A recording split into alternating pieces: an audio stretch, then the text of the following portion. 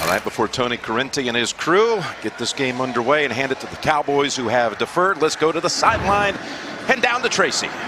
Well, thanks a lot, Jim. The Jaguars are decimated by injuries. Leonard Fournette still out with that hamstring. He's only played 45 snaps this whole season. Josh Wells out with a groin injury. They are down to their third left tackle. And cornerback Jalen Ramsey suffered a knee injury this week. He is active, but defensive coordinator Todd Wash telling me he is concerned about him. He does not know how much he is going to be able to give them. Jim? Oh, they had so many transactions. Thank you, Tracy, this week. They made 10 roster moves plus 4 additional ones on the practice squad. And one of the big ones, Jamal Charles, signed this week in that depleted by injury backfield. And Charles is up after signing on Tuesday and expected to see a lot of action, Tony. I think you're going to see him a lot today.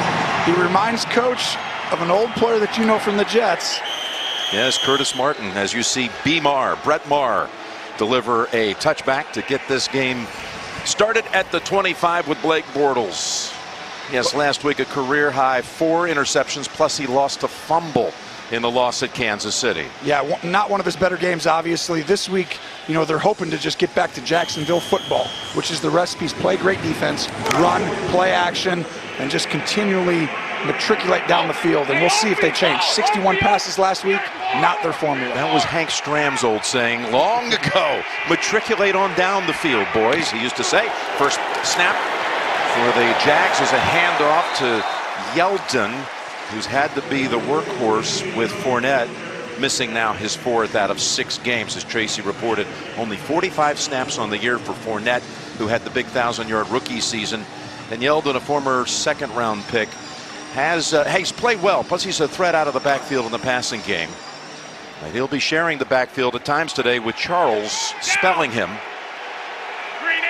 Yeldon's caught 3 touchdowns in this young season. Now, Bortles, he's going to keep it. He's going to slide about 2.5, 3 yards short of the first. The Cowboys defensive Rod Marinelli, Tony, has not allowed an opening drive touchdown in the last 11 games. Well, they've got David Irving back today.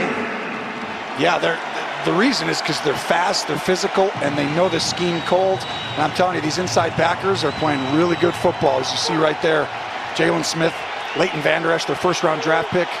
And you have the really good one, the special one right there on the sideline. He's helping these guys a lot. Yeah, that is Sean Lee, again out with a hamstring, but coaching on that sideline until he gets back. 3rd and 3, and from the gun, Bortles.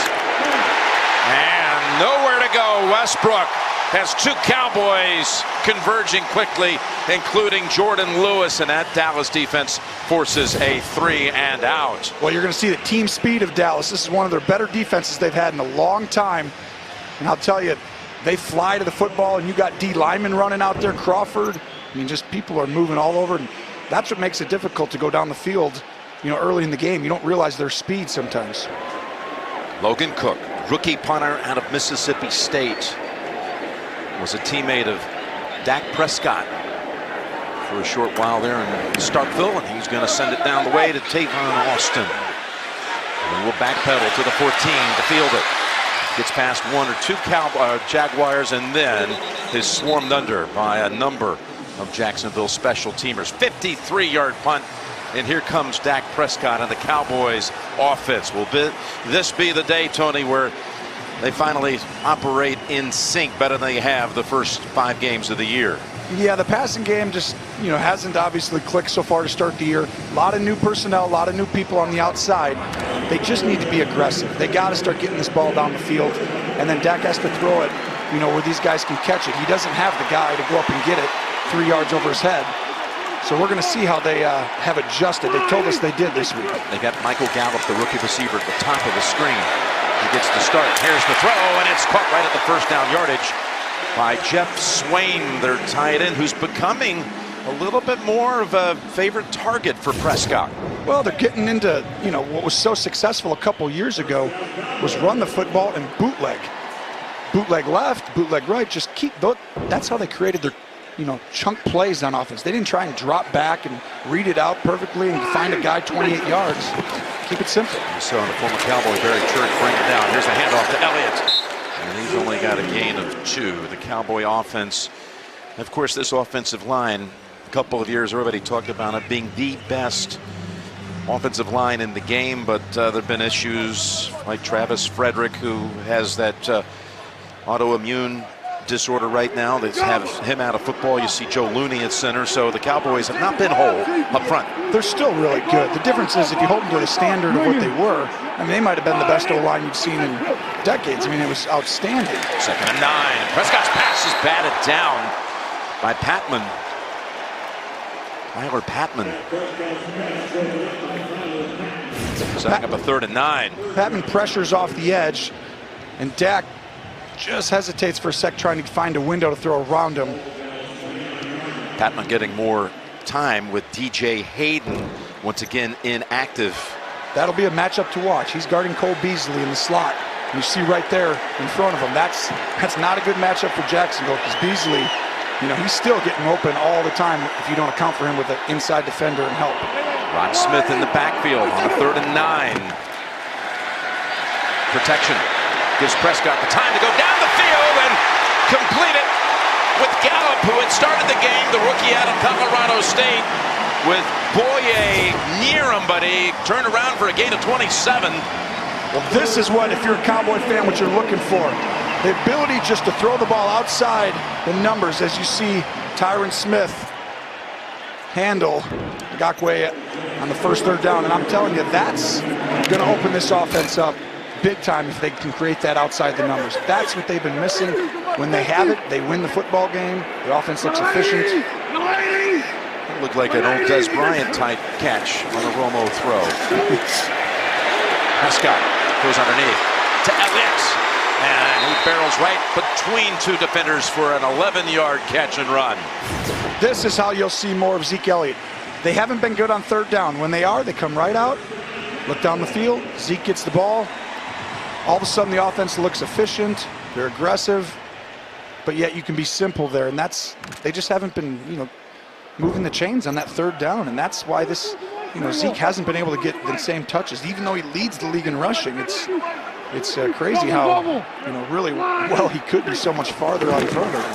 Here's what really was a backwards pass to Deontay Thompson, and he's going to lose a yard as Jalen Ramsey had the lockdown on that side of the field. This Jags defense gave up an opening drive touchdown last week to Kansas City.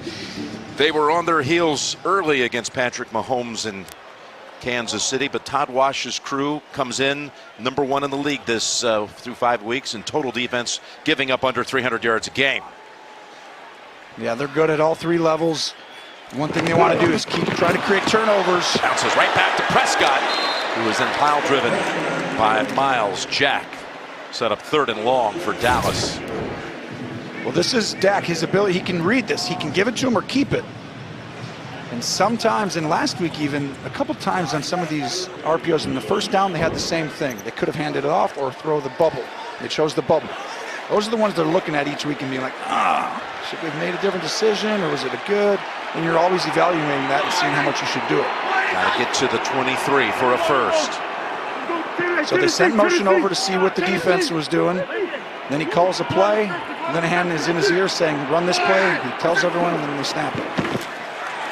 Here they come blitzing. Prescott able to avoid it for a moment, but not the 2nd time. Calais Campbell has hold of him for his 4th sack of the year. It was really Tashawn Gibson who set it up for the sack as he came blitzing in and had early pressure. Well, Gibson, this is just the IDing of the mic and how you're going to block the right personnel. So you're trying to find an understanding of who's coming, and Gibson is the guy coming free, and they didn't designate him up front, and that's where you miss a Travis Frederick, someone to get everybody aligned and know who to block. It'll be a 50-yard try for Marr, who has had 1 50-yarder on the season. He's 11 out of 12. And it's a beautiful looking kick down the middle and into the net for 3. He's made his last 12 kicks. That one from 50. Big Duck Marone. He was in the league for a short while as an offensive lineman, and when he's lost as a head coach here in Jacksonville, he's 8-1 in the game after a loss. Ooh, not good for Dallas, but good for Jacksonville. But what a job he's done in concert with Tom Coughlin upstairs is the Jags were in NFL were 17 and 63 in the 5 years before Marrone became the full-time coach. They're starting to have that feel of turning into Seattle back in like 12, you know, where it's like each year you think this defense is going to be there.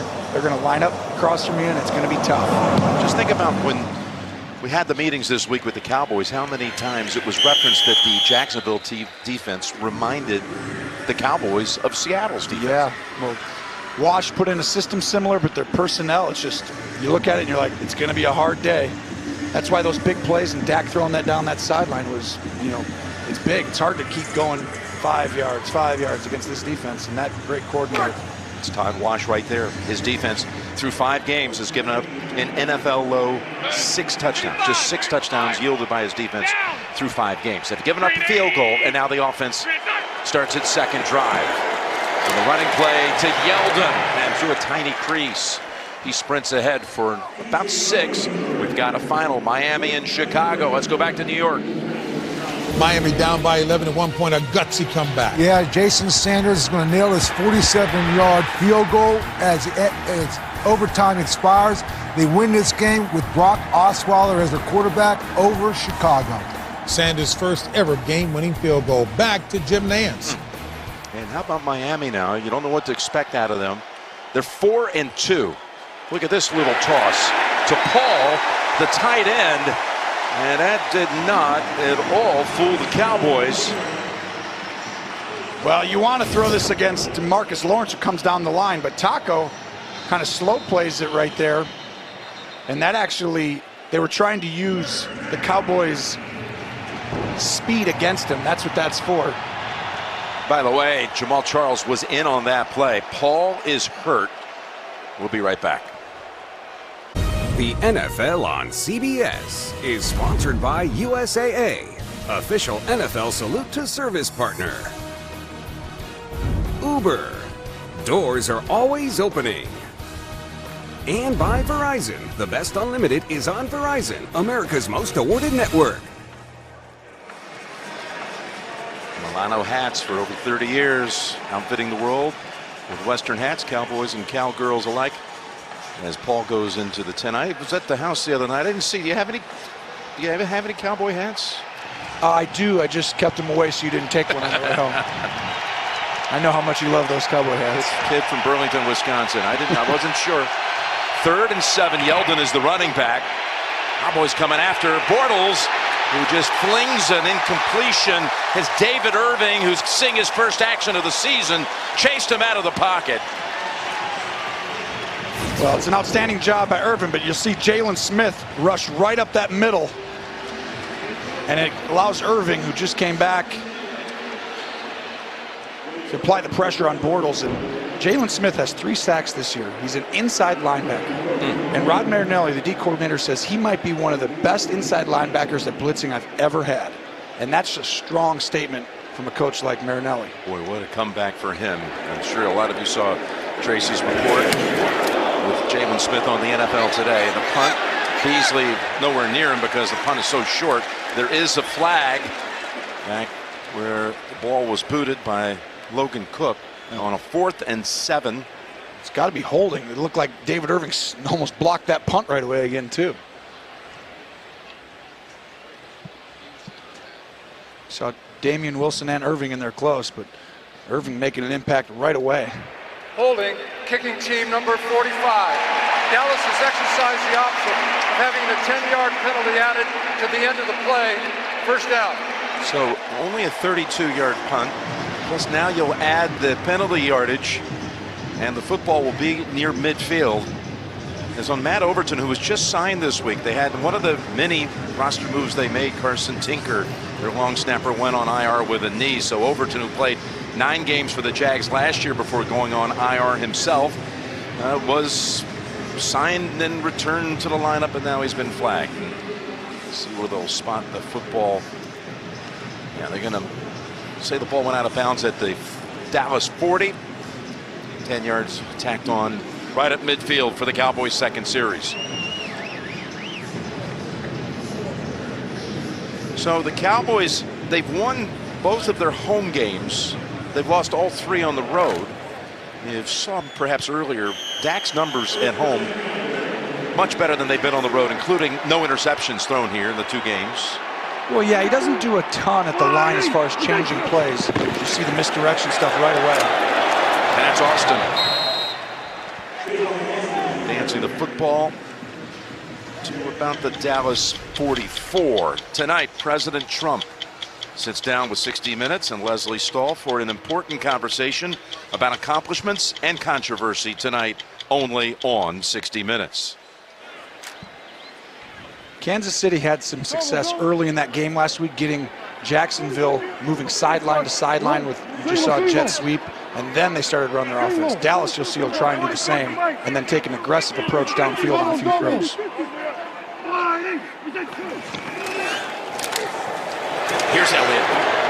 Campbell gets a hand on him and rides with him after 2 or 3 yards. You mentioned earlier he leads the league through 5 weeks in rushing at 480 yards. Gurley is second, but since he came in, look at that, 2016, minimum of 30 games. By the way, this is since 16. Le'Veon Bell doesn't qualify, still wouldn't be at 103, but minimum 30 games. Elliott at 103 is 28 yards better than anyone else. That's incredible. I mean, you can't give him the ball enough times. You just have to find unique ways to keep doing it and get that ball outside the numbers, and that allows you to basically get teams off you so you can have it. It's a 3rd and 5 snap. Jags rush 4. Prescott from the pocket to Beasley. Down at the 28. And he was able to scatter past Boye for 15. Well, here's Beasley inside. Now he has a man guarding him, but the key is the rat player right there. If you're playing the Cowboys, you got to have outside leverage, because if you run out of there, Beasley he's going to kill the leverage. No one can guard him one-on-one when he has a 2-way go. You forced him inside. They took it. Good design by Scott Linehan on that play. And you set it down. Elliott. Stutter step for a moment and then gallop straight ahead for only 3. And Miles Jack gives a shove back to a Cowboy lineman. No flags on the field as the teams retreat to huddle.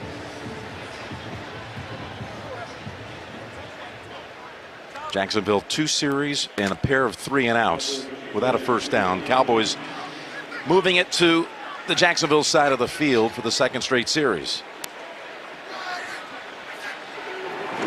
Fake the jet sweep with Austin. And now the ball comes out of his hand. He picks it up and gets enough for a first down. That's twice he has had a bounce that was quite fortuitous that came right back into his hands. Boy, and I tell you what, he is very fortunate, because obviously this is points, but they also had a touchdown on this play. I mean, what a design. This was, if we get a chance to see this from above on the all-22, I'll tell you, watch the running back, the design right here. You see Zeke Elliott. I want you to watch him on this play. You don't see this. Now look at how open that is. I mean, a walk-in touchdown. Now you're fortunate to get the ball back and you get a first down, but you're going to look back at the tape and be like, oh, boy, we had someone wide open. That's really well-designed play. But how many favorable bounces did you get like that in your career? I mean, it just come right back into his hands. Oh, over time, they go for you and against you. You know, look at this, could have gone anywhere. It's perfect. Keeps your momentum going forward. You get the full. Sometimes you need it to go your way. Rod Smith comes into the lineup. Cowboys into the red zone with a first down at the 17. Prescott's going to the end zone. It is caught. What a catch. It's a touchdown. Gallup, the rookie, has his NFL first. Wait till you see the effort to get the feet down. Great read, great throw by Dak Prescott, and Gallup with a, let's make sure, the right foot doesn't look like it touches the ground. Well, does he have a control, and it's down on the, yeah, it might have been already down. He might have had possession of the ball when the first right foot hit. He was trying to get it down a second time for good measure, but there was a leg of a Jaguar defender in the way. So we know the left. The right never touches there. And, it's his own leg is in the way. I mean, the right foot never touches the ground. pylon cam will tell us. And does he have possession of that one? That's it's the going to be question. close. We're back. They've just informed everyone it is not a touchdown. The Gallup poll says no. No 6. Incomplete. I tell you, this was a great catch and effort, but that right foot right there, it looks like he hits the ground, but he doesn't. It's almost like it just never was allowed to get down. And boy, it really was a well-designed play again, and a great throw by Dak that he's not going to get any credit for. 2nd and 10. Keeper. Prescott, taken off. Untouched. Touchdown.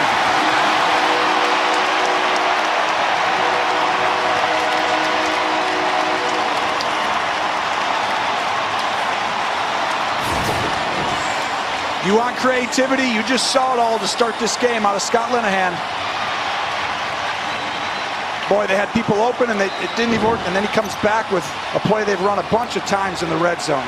They get in those 3-by-1 sets, and you have the ability to read the defensive end, and outstanding first 2 drives for the Cowboys. Stealing a little bit of what the Chiefs did last week. An extra point is good, so they had a touchdown overturned. And the very next play, Prescott gets his first rush touchdown of the season.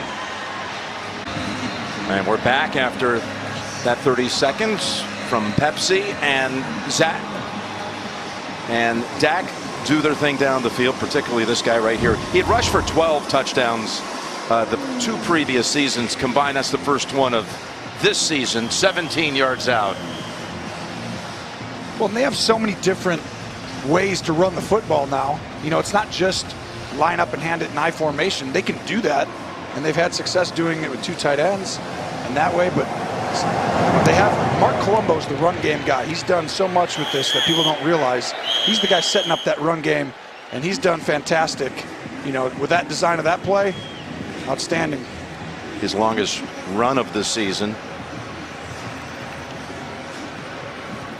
Families affected by Hurricane Michael urgently need support. You can help the American Red Cross provide meals and shelter to these families who really need it. Donate today by going to redcross.org or text Michael to 90999 to give $10 to American Red Cross Hurricane Relief. I tell you, this is the time last week we thought Jacksonville got out of their, who they are. They got antsy. They were down 10-0 in that game.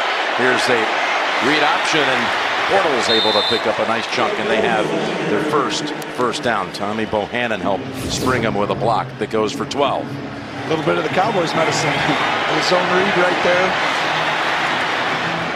I think you're going to see Marrone with a lot more patience, not start to take, let's not turn this into, hey, we're losing by 10. We got to throw it now 25 times the rest of this half. They've got a newly signed tight end, David Greenwich, who's come in with the injury to Niles Paul. And of course, Safari and Jenkins went IR this week. That's Yeldon, and a nice wrap-up tackle made by Brown, Anthony Brown. Now let's go to Tracy. Jim, you mentioned Greenwich in there, just brought up from the practice squad, and Niles Paul in the locker room, questionable with a left knee injury. I'll keep you updated. Yeah, it didn't look good. And again, they've already lost their starter to injured reserve with a core muscle injury. Paul, who caught a bunch of balls last week, 7 against the Chiefs, goes out on that running play. Yeldon still the running back, 2nd and 7. It's Yeldon. Takes the pile with him for about 4. 3rd and 4. And one thing about Jacksonville, I was talking about the tight end injuries, but that left tackle's spot that Tracy alluded to pre-kick, their 3rd different starter in just 6 games. There he is, Josh Walker. They just signed Eric Flowers, former first-round pick of the Giants. You saw him. They signed him this week. He's not ready to go here with this system yet. Maybe next week. Cowboys coming after him on 3rd down, and it's a catch by Cole. And he's down to about the Dallas 39. Well, we talked earlier about the rat player. Well, Dallas blitzes him here, and that means you're a helper inside. So a rat player in the NFL is a helper. You're not guarding anyone, you're helping everyone. So if you watch the blitz, now all of a sudden there's no helper in the middle. So they don't have a rat player. So if there's a crosser inside, that means you got to run with your player across the field. And you see Dallas right there. This is the one area they got to improve upon is on third down. There's Charles in the backfield. Charles just signed on Tuesday.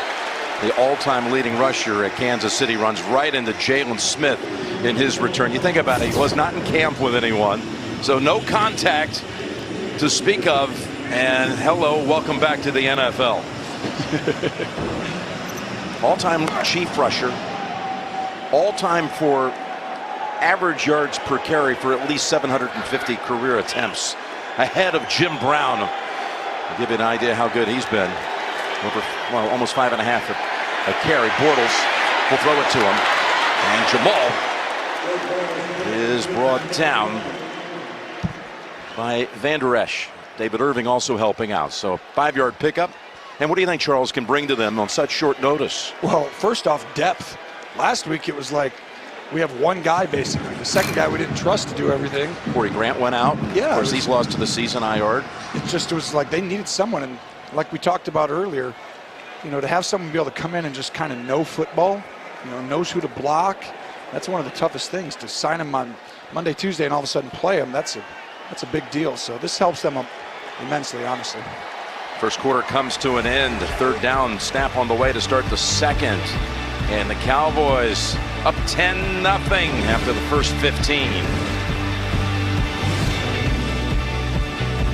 The NFL on CBS is sponsored by Domino's. Order online at Domino's.com. And by the Home Depot. More saving, more doing. Now you saw the Cowboys' recent visit to Skyview Elementary School in Dallas. Rookies from the team taking time out to remind the students the importance of an hour of physical activity a day. Here we go, 3rd and 3 to start the second. And Bortles is taken out of field goal range by Collins. A loss of 7. What a move by Collins. He's going to go outside spin move. And the worst thing for a quarterback is that internal pressure right in your face.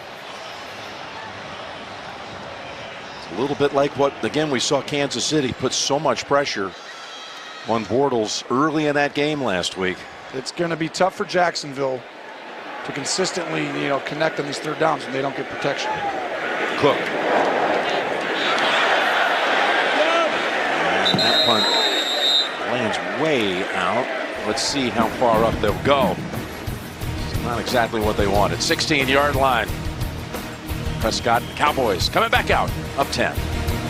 Marks the 8th full season for Jason Garrett. Just 2 years ago, he was the NFL Coach of the Year. Of course, when you have a moment like 4th and 1, you're in overtime in Houston like last Sunday night. Either they go for it or you don't go for it. He didn't go for it. Texans went on to win that game, and after the game, Jerry Jones indicated he kind of wished the team had given it a shot at it. Before he later came back and talked about his full support for his coach. Of course, in Dallas, things get magnified and talked about maybe as much or more than any franchise in the league. Yeah, that's part of, obviously, you know, being with the Cowboys. But the one thing you talk about with Jerry when you say that, Jason had just watched a 3rd and 1 play. And I promise you, Jerry always wants you to go for it on 4th down. He's okay if his coach risks things and they lose. He's a risk taker. That's why he wants his coach. You see another bootleg. 2nd and 4. And he's able to get enough for the first, as Brian, the rookie first rounder, could not quite catch him. So Jerry likes that go for it gambling approach. Later in the week said about Jason, let me just tell everybody, he will get us where we want to go. There is a very close bond between the Jones family and their head coach. Absolutely. He wouldn't last 8 years if you didn't think Jason Garrett, you know, was the coach that he wanted to get him there. And so, to me, the owner wants you to risk it. If you don't get that there, he's not going to be upset with you. That's in his DNA. He likes that. The coach just watched a 3rd and 1 that got stuffed and lost yards. There's Elliott. Able to peel off a nice run out near the 50 behind Connor Williams. And he wants them to continue to feed him the football after that 20-yard dash. This is where they keep getting their big plays in the run game each week. It's called a scissors play. Two guys are pulling, and you better be prepared for it. Jacksonville repped it a lot this week. You see Zeke still continuing to dominate in the run game each week, even when they're not great on third down. He was the 4th pick back in 2016. Jalen Ramsey was the pick behind him, number 5 in that draft. 8th first down already for Dallas. On play action. Guns it. Incomplete. Telvin Smith back on the coverage of the former Jaguar. Alan Hearns, who they picked up in free agency. Wow, and that was a great job passing off by Jacksonville defense, but the time that Dak had on that play is exactly what you want when you're efficient in the pass game and the run game. All of a sudden, they don't know if you're running or passing, and now you get all day back there. Let's go, Beast. Double, double. Wide. Here we go, Westwood. Single. He's got plenty of time on the play clock. Nice little run here. Oh, he didn't like it. You have to call a timeout. Second and 10 on the other side. Dallas moving the football again. Saturday, the best game from the best conference. Number 1 Alabama takes on Tennessee. The Vols coming off the big win against Auburn. The day kicks off with college football today at 3 Eastern on CBS.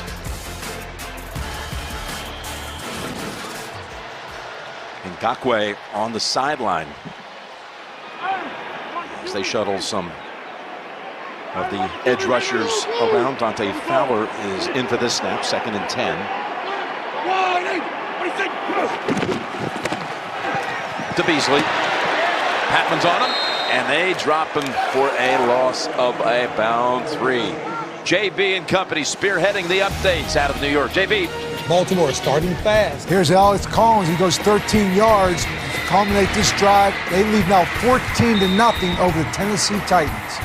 Back to Jim Nance. All right, thank you, Coach. Thank you, JB. Big start for the Ravens. Messy field in Nashville. 3rd and 11.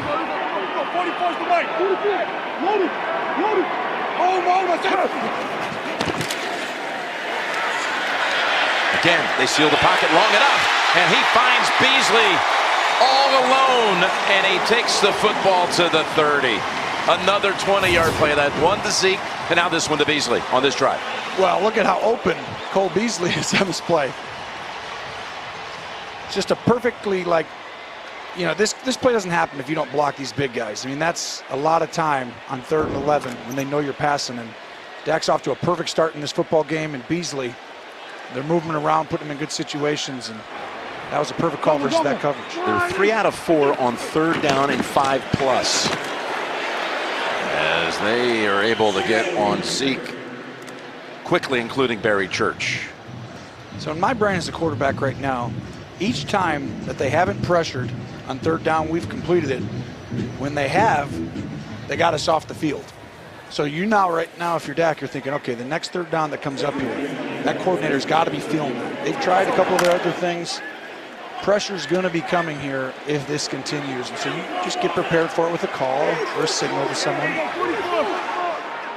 Awesome. 2nd and 10. He still has it. Bootleg. Complete. Gathers, who had his first NFL reception a week ago, has a first down for the Cowboys.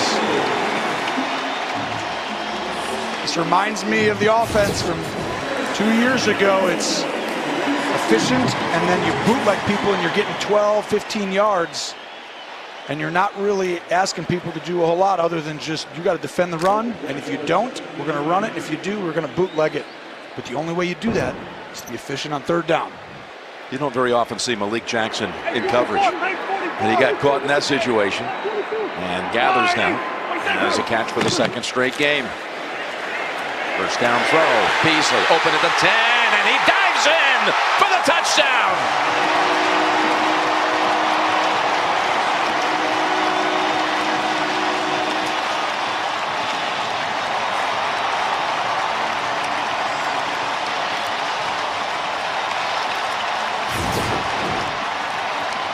Jacksonville mixed up on their zone scheme, just a busted coverage in the middle, allowing Beasley to run scot-free. And there's the dive. I tell you, Dallas has been waiting for this kind of start to a football game. And this is exactly how you want to come out against a great defensive unit like Jacksonville. Probably the best quarter and 5 minutes the Cowboys have played all year. No question. First it was Prescott running from 17 out. Now he connects from 17 out with Beasley for a touchdown. The NFL on CBS is sponsored by Modelo Especial, brewed with a fighting spirit since 1925. Merck. And by Pizza Hut, official pizza sponsor of the NFL. Many of the hand-selected artworks the Jones family has brought in from around the world for here at the stadium. And look at this dilemma now for the Jacksonville side of things. They were outscored 20-0 in the first half last week at Kansas City. And now you add in what's happened here at the start of this one. That's 37-0, been outscored in the first half on these 2 road games.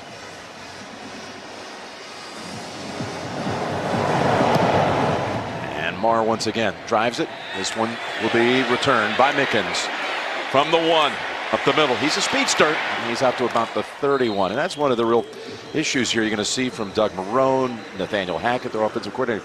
This is not a team that wants to play this kind of game. Now you're down. It's not a come from behind type of offense. Well, no, because they're not getting enough protection. Bortles right now is having to play much faster than he did at the end of last year, and really even the beginning of this year. And right now I find that they're almost what people think the Cowboys. These teams are very similar in how they want to play football.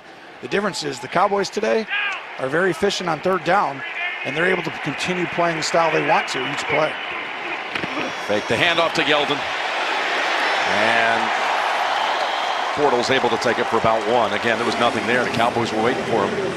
Well, case in point, just another pressure right up the middle. You see Crawford just putting that pressure, and Bortles doesn't have time to read through anything. And you know, this is going to be very difficult on Jacksonville, A, to get back in this game and to continue to compete going forward offensively with this little protection. No gain, actually.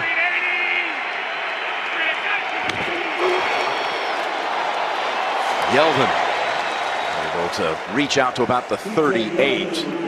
And Armstrong ends it there. So 3rd down coming up with the Cowboys, as you said, been so efficient on this down coming up. Let's see what Jacksonville can do. 1 out of 4 right now on 3rd down.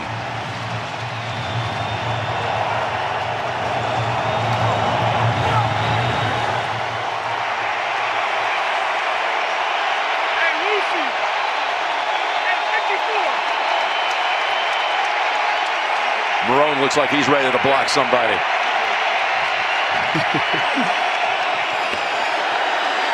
Bortles flings it. Oh, it should have been caught. Westbrook couldn't hold on, would have had the first. It's a wonderful job by Bortles to step up in the pocket and then shuffle perfectly. Westbrook just takes his eyes off it. He's trying to turn, and boy, that was a big play for the Jacksonville Jaguars. I mean, that's just a killer. Put your defense right back out there this quickly.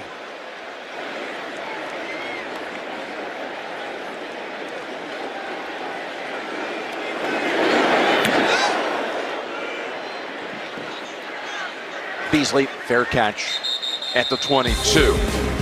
Yeah, that defense is coming right back out. It's been shredded here at the start by Elliott, Beasley, Prescott and company.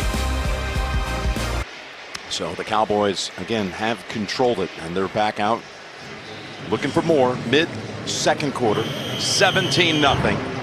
Prescott's thrown for 116 and a touchdown, and run for another 33 and a score. Joey.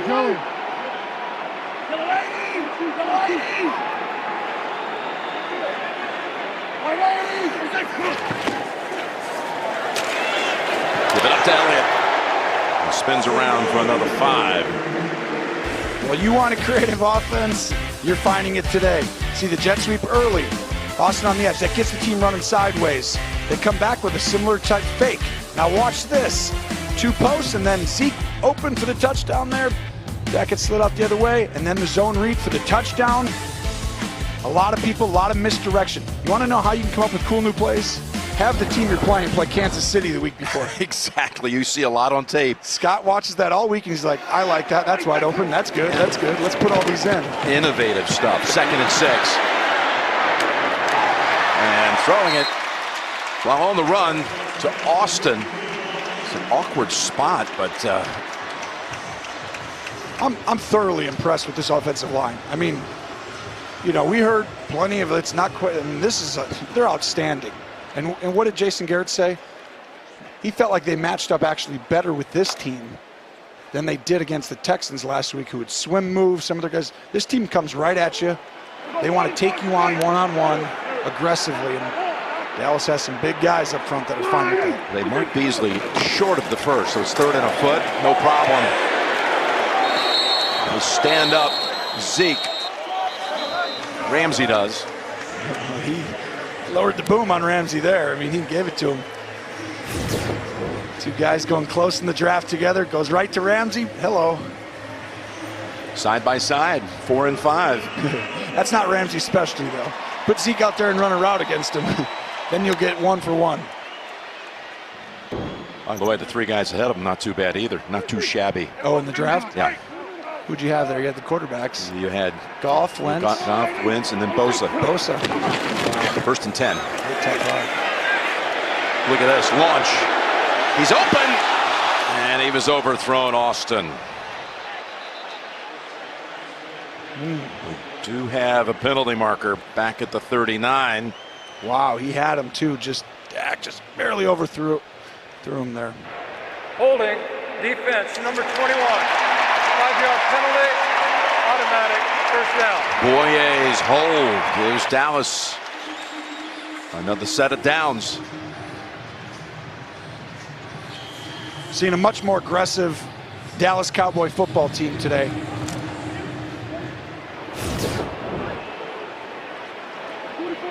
Kill. 21 on Beasley. Beasley tries to throw him and go outside. They're doubling Cole in that play. That's why someone else gets wide open. Ramsey is out. Meeks is into the secondary. And Elliott now's ahead for another 4 or 5. Yeah, Elliott going 4th overall. You think of some of the running backs through the years that were the 4th selections in the draft. Gale Sayers, Walter Payton, Zeke, Leonard Fournette, who is again inactive with a hamstring back home and watching this. And there, Ramsey, who was at number 5. Goff, Wentz, Bosa, Elliott, Ramsey. And of course, Jacksonville said they wanted Ramsey. That was their highest grade guy they had. All those guys had incredible high grades. No question. 2nd and 6. Pump fake. Trying to get around Malik Jackson and others and past Telvin Smith. I mean, really, I don't know that any team would change what they did. I mean, you look at that right there. Each team's going to be like, I like our guy. I like our guy. I like our guy. I like our guy. I mean, but if you knew that the guy that went at number 10 was going to be the player you might have reshuffled. Patrick Mahomes. ooh. Yeah. Wow, this draft is That was some draft. That would be an interesting call. 3rd and 2. Ramsey, who was out for a play, has come back in. Well, this will be interesting. 3rd and a long 2. You really wouldn't run this unless you trust your O-line immensely. Over the top they go, and it's incomplete, out of the hands of Jarwin. And Wilson assures everybody it's incomplete on the coverage. Oh, Wilson bites on the play fake, and he's in coverage. And that ball, it's almost like he mistimed his hands. He thought the ball was going to get there a tick sooner. Oh, man. That's another big play. They could have, there's 2 plays in that drive that really could have put Jacksonville in a big hole. Cowboys going to punt here for the first time after scoring on their first 3 possessions. And Chris Jones sends it down to about the 14 to Mickens with a marker out. 36-yard boot.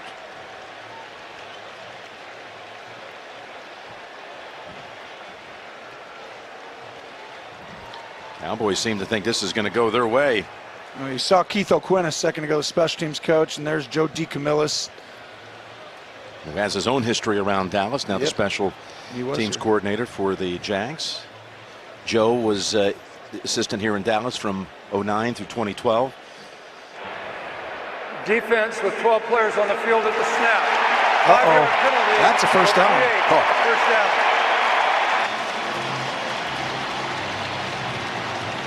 I mean, that's the equivalent of a turnover. So if you do the numbers, you see him running off the field. He didn't get off in time. There, you got to take a timeout. Someone's got to be just screaming. And it was the safety who was able to defend on Jarwin on the previous play. Wilson. He's coming all the way back. He's down the field. No one communicates with him. He doesn't know if it's safe punt team, defense stays out there. Well, they can stay out there now. Yeah, there's the Cowboys. It's a turnover. I mean, that's literally, you just gave him the ball back. Elliott. That's Darius to get there first, along with Leon Jacobs. The Verizon halftime report coming up with JB, Phil, Nate, Boomer, Coach Cowher. All the latest scores, highlights coming up on the Verizon halftime report. You'll see all the highlights, the Texans winning and a nail-biter off of a pick 6 in the final 2 minutes. The Jets exploding for 42 points today, and their win, back-to-back wins now to get the 3-3 on the year. 2nd and 13. Look at Prescott get out of a pickle and run within a yard or two of a first.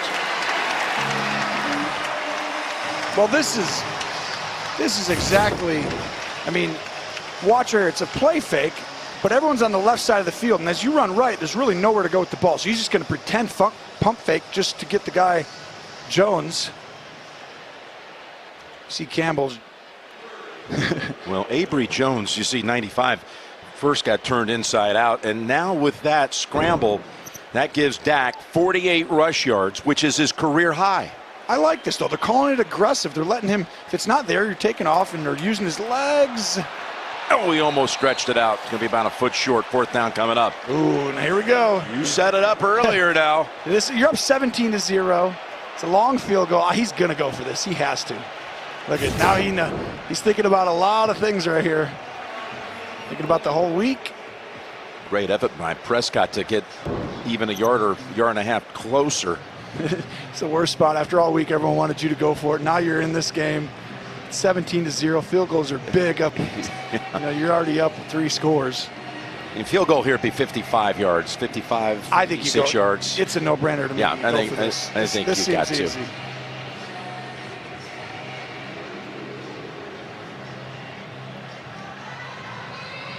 Plus, you've really been able to dominate the line of scrimmage. Yeah, it wasn't that way last week down in Houston because Watt and all those guys down there, they had a big game. They really contained Zeke on 20 carries, just 54 yards. It's not the story today. Nope. They're handling him at the line of scrimmage. You feel more confident. Now watch. Let's make sure Dak's knee doesn't go down earlier. Nope, knees are up, so that's a good spot. They're going for it. Great decision. I like this. Now, this is a big play, though, because Jacksonville, if you keep them at 0 and you keep this ball the rest of the half, I mean, this is total domination in the first half. If you're Jacksonville, I'm selling out right here. This game is eerily coming into a big point right here this early. You need this. Olawale is the fullback. Elliott the tailback. 4th and a foot. They'll ride Zeke. He's got it. There was enough of a crease there to pick up a yard. Old school power. They're going to pull the left guard. And then they say, Zeke, we just need a foot or a yard. And he gets by there softly. Kind of went sideways past Telvin Smith to make the move to get the yard he needed. And now Dallas has 96 rushing yards in the first half. Well, you got man-to-man. You can take a shot across the field if you want it here. Again, Dak keeps it. for another 2 or 3. They keep wearing out that formation because they have a lot of options off it with the run game and pass game. 2 minutes to go, first half. Dallas driving. You're watching the NFL on CBS. The NFL on CBS is sponsored by Geico. 15 minutes could save you 15% or more on car insurance. And by Sonic. This is how you Sonic.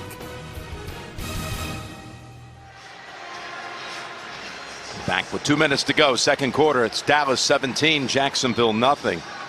Doug Marone's team has really not gotten anything going on either side today. Offense, defense, Prescott and Dallas 218 yards of offense. Wow. Second and 8 from the Dallas 33. Cowboys have not been penalized, Tony. No punts, no giveaways. Nope. And they come out again in the same formation. One tight end on one side, everyone else on the other. Straight shotgun. And again. That's the line of scrimmage, so goes ahead and carries it for another 3 yards into the arms of Jacobs. What you can do out of this formation is you all of a sudden can run people down the field and have a little crosser, but you can also run it with the running back, zone read. You know, there's a lot of things to do because you have a tight end on one side. And they're wearing it out today, and it's been confusing Jacksonville. Third down, 35 on a drive that was kept alive by that penalty. Too many men on the field on fourth down.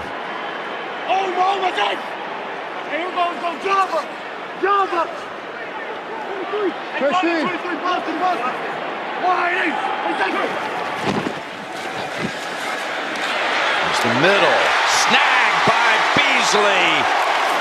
Capman rides him down, but not until Dallas sets up shop at the 11. So watch Beasley in the slot. This is Dak's best play to me of the day, and he's had a lot of really good ones. Beasley has the option to go outside, and that's what he's looking for. He's just going to throw a quick out, but Beasley goes inside, and Dak has to hang in the pocket and watch as he goes outside. Oh, he's covering me. He goes inside, a la Jason Witten all those years. And Dak hangs in that pocket and throws it at the last second. And those are the kind of throws that separate you. You have a chance to really move the chains consistently and be explosive on offense. Big time play by those two. Timeout called by Jacksonville. Beasley, 5 catches, 70 yards, and a touchdown. Prescott got knocked down by Ngakoue after the throw.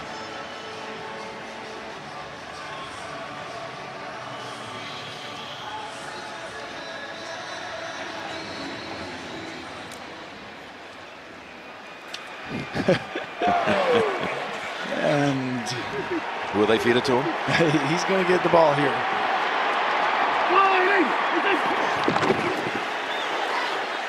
Got you, Jim. Bootleg. Olawale gets tossed down by Jacobs. Yeah, out of bounds with 50 seconds to go. Everyone knows you're going to play action there. You got to hand it. We'll be back in 30 seconds after this. They put 2 seconds on the clock. Jacksonville called the timeout. 51 seconds, 2nd and 7 from the 9. Dallas about to run its 39th play versus only 16 offensive snaps for Jacksonville.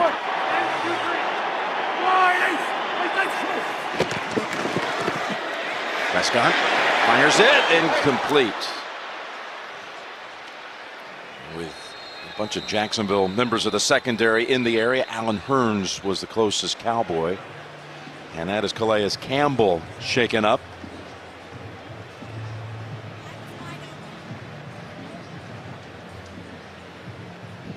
That looked, Zeke chipped him on that play, so Campbell's coming on the edge, and all of a sudden you don't realize the running back is going to get you, and all of a sudden just shocks the system right there. Hopefully Campbell's okay. And the injury to Campbell will mean that Jacksonville gets charged its 3rd and final timeout. Campbell coming off that 14.5 sack season of a year ago, the tops in the AFC. Ooh, you see it right there. Watch this chip, Jim. Boom. Wow. It's more than a chip, it's a crush. Into the ribs right there. Ooh. And for more on Calais Campbell, let's go down to Tracy. Well, Jim, they've already been taking care of him throughout this game. He's been in and out because he came in dealing with an ankle injury. Not sure if that's what this injury is about. Certainly, we will get an update and bring it to you after this half, Jim. Yeah, I don't think the ankle's feeling so sore right at the moment as he took that shot to the midsection. 3rd and 7. Beasley's been a big target on 3rd down. Oh, they only rushed 2 guys. Here's the throw. It's Beasley again, and the Cowboys go up 23-0.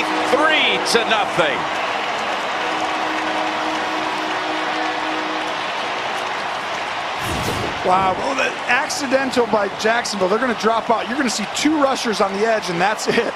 That's not by design. That means one of those guys inside was supposed to rush. As a quarterback, you're like, oh, I like this. Beasley goes up and comes right back out. And Jacksonville is showing me right now they didn't have a good enough plan for Beasley. He's the #1 guy you got to stop in the pass game. He's the real big threat consistently.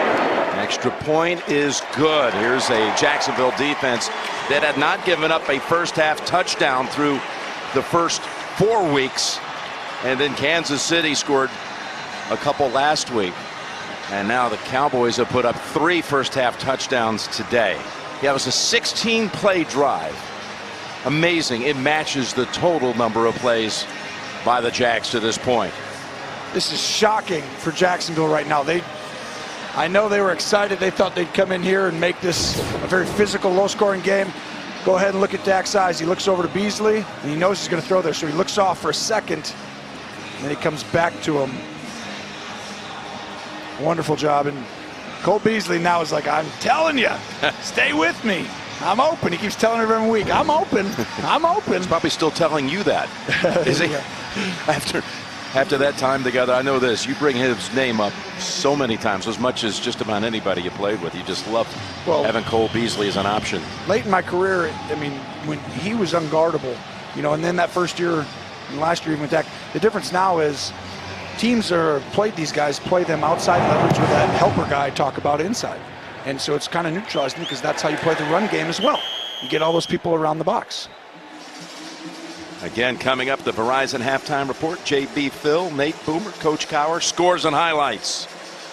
Verizon halftime report.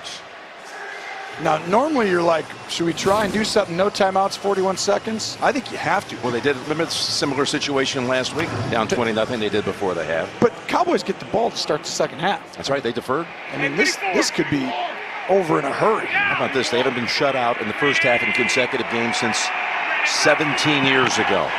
They have 2 first downs for the game. Dallas just had 6 on that last series. Yeldon with a little catch for 5. Again, they have no timeouts.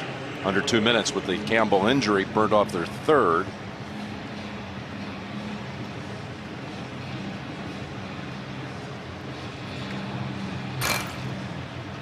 Bortles, 6 attempts. Yeah, it looks like we're in the middle of the first quarter. Opening drive. Yeah. 2nd and 5. Again, pressure. Completes it. Vander Esch makes the quick hit. I'm not even, if I'm Marone, I'm not snapping this ball. I'm just going to go ahead. He's going to take a shot here. 3rd and a foot. Westbrook trying to stop the clock, and they keep him in bounds. It just does nothing for you. I mean, you got to get 20 yards and get out of bounds, and you're bringing in a turnover. What a terrible half for the Jaguars and a perfect half for the Dallas Cowboys. But they didn't turn it over, and they yet got steamrolled 24-0. 251 yards of offense versus 64. 24-0. Halftime is next after these first half highlights from Verizon and a word from your local station. Want more stats? Hey Siri, who leads the league in passing yards? Well, Siri might be racking up some pretty big stats here on the Cowboys side of the ledger. The way this thing is going, over 250 yards of offense in the first half. Jacksonville barely had a presence offensively, but the defense for Jacksonville, so staunch the last 6 quarters. It's just been a different team. It really has been, and I'm trying to get wrapped around why. I mean, the number one thing is that Kansas City's so uniquely constructed with talent, also personnel, and then their quarterback. Dallas has definitely taken some of what Kansas City did last week, and Jacksonville's going to have to adjust some of their scheme because they're used to playing a certain way, and it's just not working against, these type of routes and concepts. And I tell you, it's got to change and change fast. Deontay Thompson watches it fly over his head and hit the crossbar for the touchback. Let's go down to Tracy. Well, thanks a lot, Jim. I spoke with Jason Garrett coming out of the locker room, obviously extremely pleased. And I said, what's the difference with Dak Prescott and this offense? And he said, we are playing with a ton of conviction. We are physical, we are aggressive in the run and the pass, and we need to continue to do that. We are not worried what Jacksonville does in the second half. We need to continue to be aggressive and physical. Jim? All right, well, yeah, they'd love to see 2 more quarters like they just played, and you see Calais Campbell, who was injured late in that first half, does come back out to start the second half. Zeke Elliott, 11 carries, 44 yards. Lined up behind Prescott. His 12th rush. Goes for 2. Gibson able to close in on him. But Beasley, 6 catches, 79 yards, 2 touchdowns. Huge fantasy day for him. It's been a big fantasy day, and he's really the guy that's the go-to player over and over again in crucial situations now that Witten's gone. And you really have to have a plan. And the easiest plan is just to line up the cover one with an outside guy, which means man-to-man with that helper inside. You see right now, that guy should be outside of him right there. See, Patman, if he tries to play him straight up, he's dead. 2nd and 9. Just throws that into the ground because he saw Miles Jack was closely guarding Beasley. 4 of Beasley's 6 catches coming on 3rd down. Here's some of the other first half numbers. 17-3 first downs. The longest play of the first half. Is that for the good? Jags. Is 17 good? I'm not sure. I'm not sure a numbers guy, but is 17 a good for a Doesn't sound half? good, does it? I'm not so sure. The longest play was 17 yards to Cole on their one of 2 third down conversions they had in the half. The second one was meaningless right before the intermission. 3rd and 9, and yes, Beasley again on 3rd down, but he stopped, I believe, a yard short. Boye able to trip him up. So this is exactly what we keep talking about. Got to have inside leverage. Well, Beasley's right here. He's being guarded. This defender has help inside. Stay outside of him. Beasley goes inside. Whoop. I'm going back outside. And right there, if you're going to get beat on leverage, I mean, he almost gets the first down there simply because you didn't contain. He's that good. He can beat leverage. So this will be officially the first punt of the day for Chris Jones because of the penalty that gave them a first down on an earlier attempted punt in the second quarter. And Jacksonville will come out to the 31. Bortles throwing for 35 yards in the first half. The numbers are grim, but that was in the first half, and now Jacksonville, let's see what they've done as far as any adjustments. When you said grim, that was being nice. Is that bad there? The other one was good. Is that bad? This one's bad. They need to do something. Hand it off to Yeldon. And he's got 6. Now 6 carries, 28 yards. Tracy. Jim, this Jacksonville team trying to climb itself out of a hole for the 2nd straight week. I asked Doug Marrone if he was going to change the offensive scheme in this second half. He said, right now, no. We're going to just keep regrouping and keep plugging away. I spoke with Nathaniel Hackett, the offensive coordinator, before the game, and he told me they got too aggressive because they got behind. We'll see how long they could stick with this game plan, Jim. 2nd and 5. And that was never going to go anywhere because Crawford was side by side to Yeldon. And it's a blitz off the slot, but it's a perfect call because it's a screen. The difference is Jalen Smith turns it back inside so Crawford can be around the play.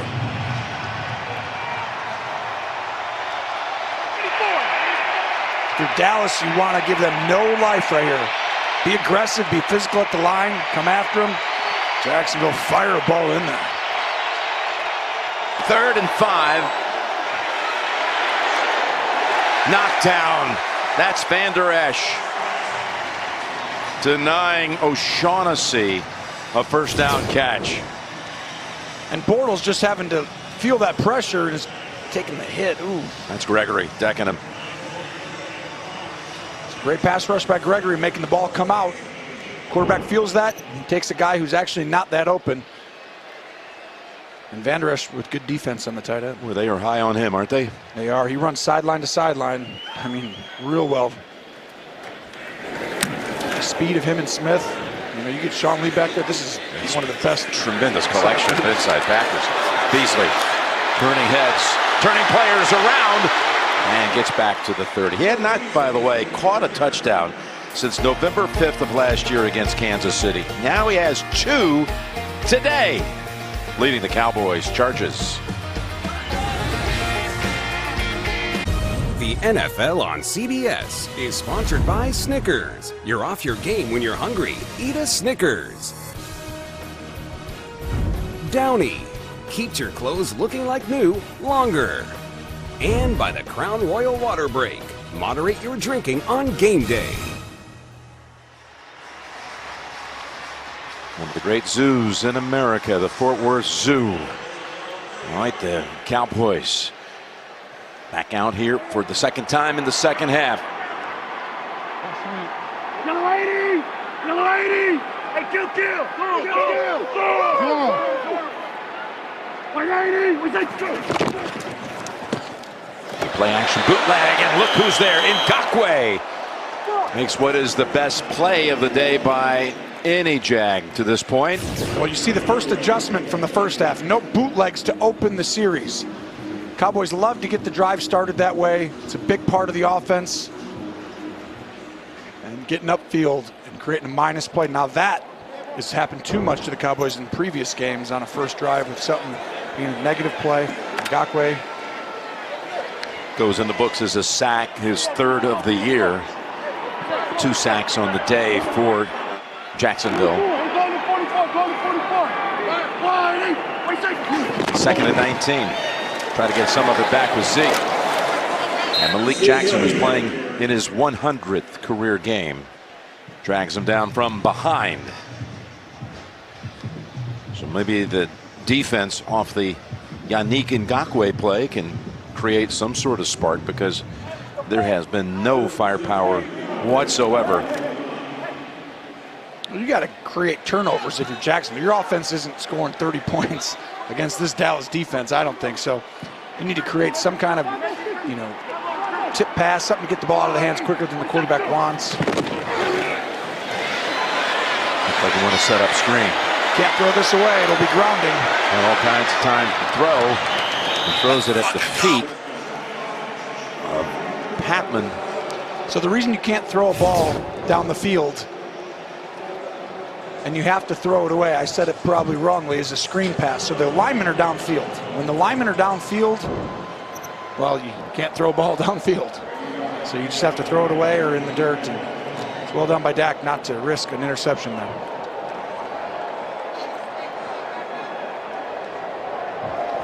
So second punt of the half for Jones. Some good hang time to the 26. Mickens immediately tripped up. And the ball ends up in the hands of Chark. What was that? That is bizarre. All right, we got to see this again. They're just fortunate they didn't lose the ball. And Mickens is hopping back to the sideline. Let's see how that ball randomly. Okay, he's got it. He tossed it. Oof, not a great idea when you got a Cowboy right there in the area. He gets assisted all the way over by Ronnie Harrison. Yet another injury again for this team. We mentioned it at the start. They had to make 10 roster moves between last Sunday and the start of the game today. Play action over the middle, Yeldon. That's going to be a first down and a pickup of about 18. A team without Leonard Fournette for the 4th time this year. Of course, losing Marquise Lee in the preseason. 2 tight ends, including their starter on IR. Their 3rd left tackle, and the Cowboys have an injury now.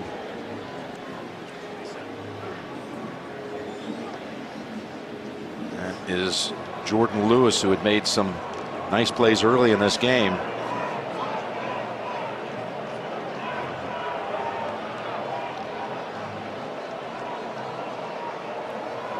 You know, this was a team last year that led the league in rushing.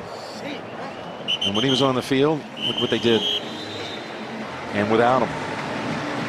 Just a little bit of different philosophy when he's not in there. They're calling the game a little bit differently, and they're trying to get back, you know, to that 52%. But a lot of things go into that. You know, like I said about the third down with the Cowboys, the same thing for Jacksonville.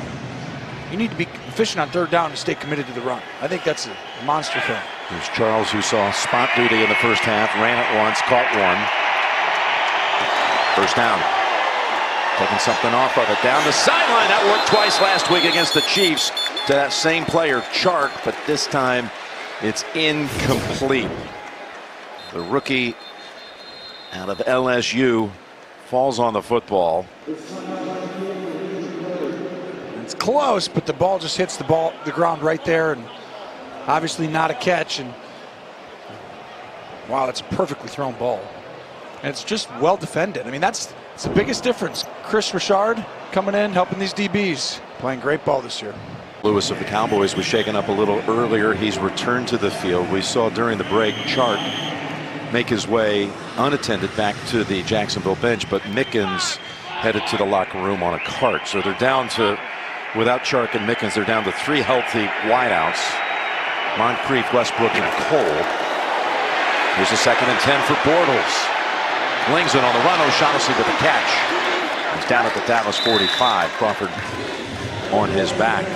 17-yard play, matching the longest, well, the second longest play of the day for them. Look at Jalen Smith come in and blow up the tailback. They love rushing him because he's so good at it. It's a great matchup. And watch Smith right here go boom right to that tail. That ball's got to come out or you got to run. Boy, they found a formula here in Dallas on defense. Good job by Bortles on that play. On the Dallas side of the field, Yeldon's taken off, and Yeldon gets smashed by Heath. And a flag is out back at the 47.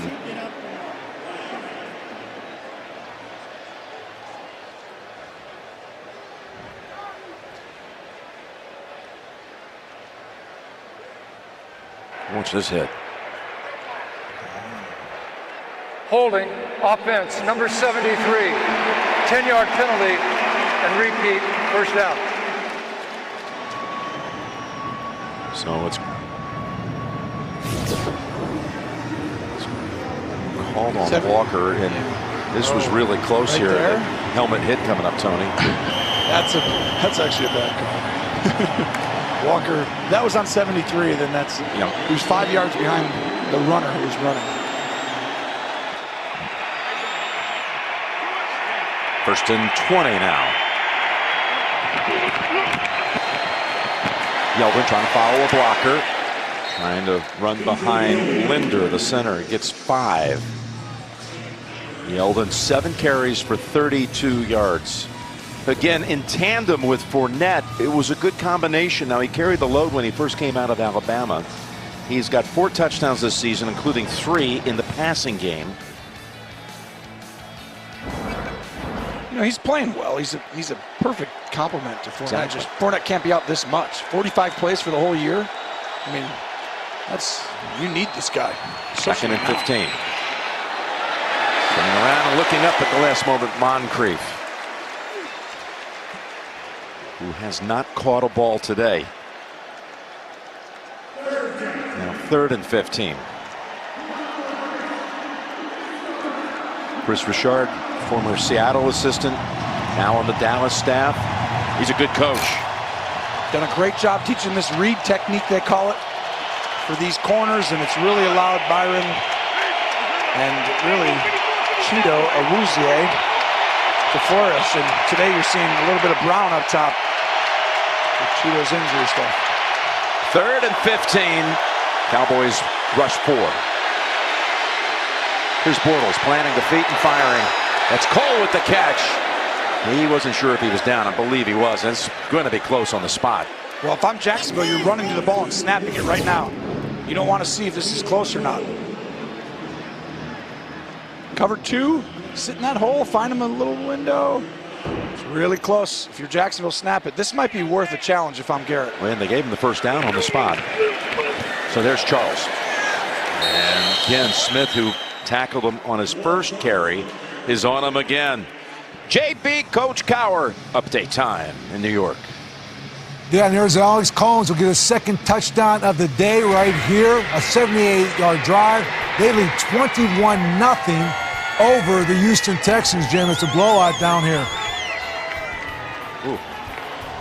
Well, if Tennessee loses that game, down 21, Jacksonville loses this game, Houston's already won. There'll be a three-way tie, Coach, in the AFC South standings with Tennessee, Jacksonville, and Houston. 2nd and 9. That's Bortles' throw, and he's got his man for a Jacksonville touchdown. D.D. Westbrook.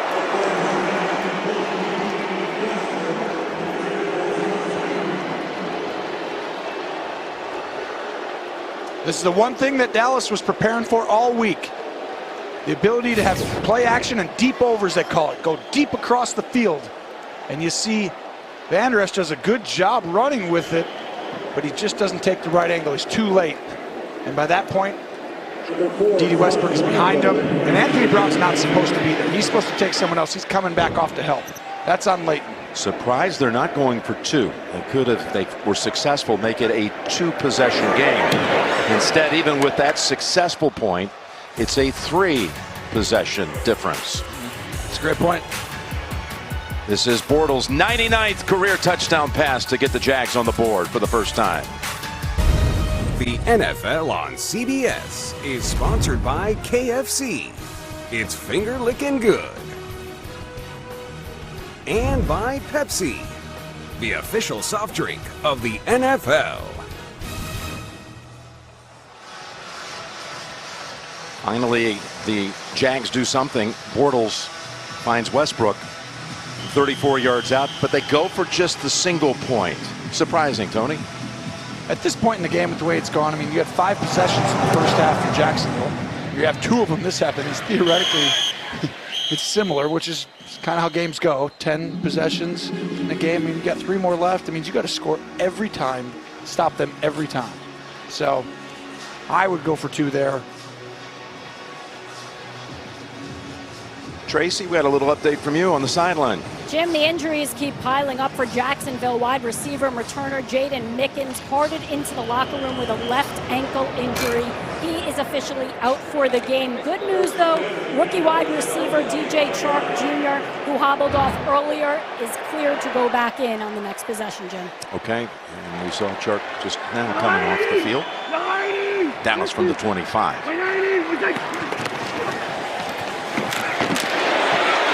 Elliott, nice hurdle, and then thrown to the ground by Miles Jack.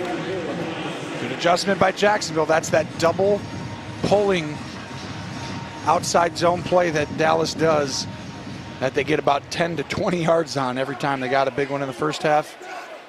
Jacksonville adjusted. Now they put Zeke in a slot to the right. Gallup wide right. And he's one-on-one at the bottom of your screen if he wants to throw it to him. Looking left, and now able to keep his balance. He's going to take it. Open field. Open field for a huge gain. Again, the biggest rushing game of his career, and it just got better.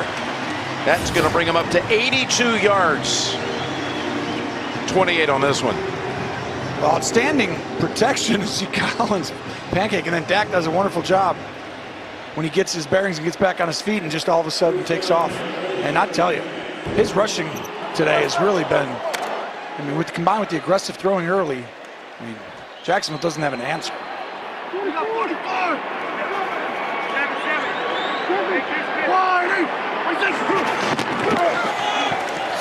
around to Austin. Prescott out front, trying to find someone to block. Church finally ends it on the sideline, and Austin's going to need some help. They're signaling for the medical crew after 12. This might come back with, usually there's a hold. Misdirection happens a lot of the time. That's usually these calls we'll see. Illegal block in the back. Somebody. Illegal block in the back. Offense, number 71. 10-yard penalty. Remains first down. Lyle Collins doesn't really have to block in the back on this. I mean, it's probably all the way late. I mean, if he's the right tackle, that's telling me it's really late. Yeah, look, it comes across and on Barry at the end of the play, he almost helps him make the tackle.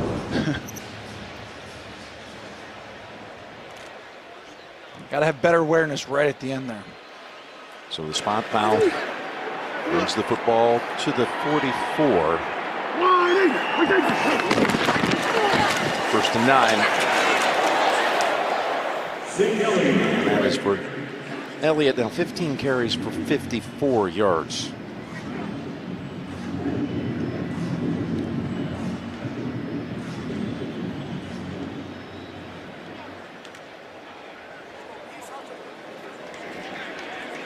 Five and a half to go in the third.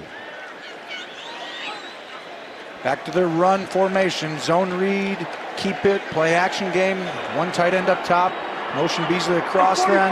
You learn the coverage, man to man, corner on him. You should know where to go right now. 2nd and 6. And sideline for the first down to Swain.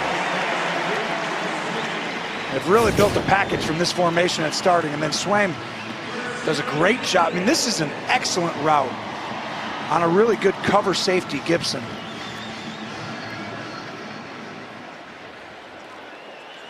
Good job by Collins right there.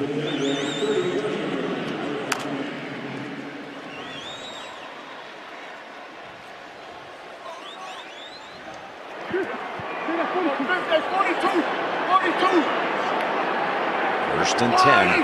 The Cowboys get a new set of downs off the throw to Swain. Look at changing direction. Elliott for 4. Well, you're breaking Jacksonville's will right here. Long sustaining drive. No momentum after that touchdown. So I'm reading this great book that just came out this week, Gary Myers' How About Them Cowboys. I mean, it's got the whole history of it. As you see Stephen Jones on the left, they got the story in there about you teaching his son, John Stephen, at the facility and helping him get back-to-back state championships in high school. And now he's a quarterback at Arkansas. Nah, I didn't help him at all. He's fantastic, and he's a stud. He's going to play great. I can't wait to watch his career there. 2nd and 6. As Prescott goes deep. Was it intercepted? Who comes down with it? It's Ramsey. But I don't believe he was in bounds, was he? Boy, this is going to be a big call because you just gave Jacksonville life. If that's the case, you have points. They're going to call it no. Whoa, boy, the Cowboys got away with one there. They tried to go to Hearns. Ramsey completely all over it. Boy, he's got 2 feet down, by the way, but he didn't have control. I don't know if his right foot gets down. Let's see. Nope. Ooh. Touched the pylon. That's the best he could do. Can't tell there. 3rd and 6. Pressure on him. Dak takes a hit, and that's going to go down as a sack. So what happens right there is you snap that ball so quick just so they can't change the play into an interception, right? So he's so playing quickly in his head, like, hurry up, snap it, that now all of a sudden you see him playing quickly in that pocket because you didn't get calm before the snap and go through your progression and read. But you know, the fact that they got that ball back, that was more important right there, snapping that football. Let's see if B. Mark can put up some points. The graphic says 46 yards. He's made 12 in a row, make it 13. What a good young prospect Marr is.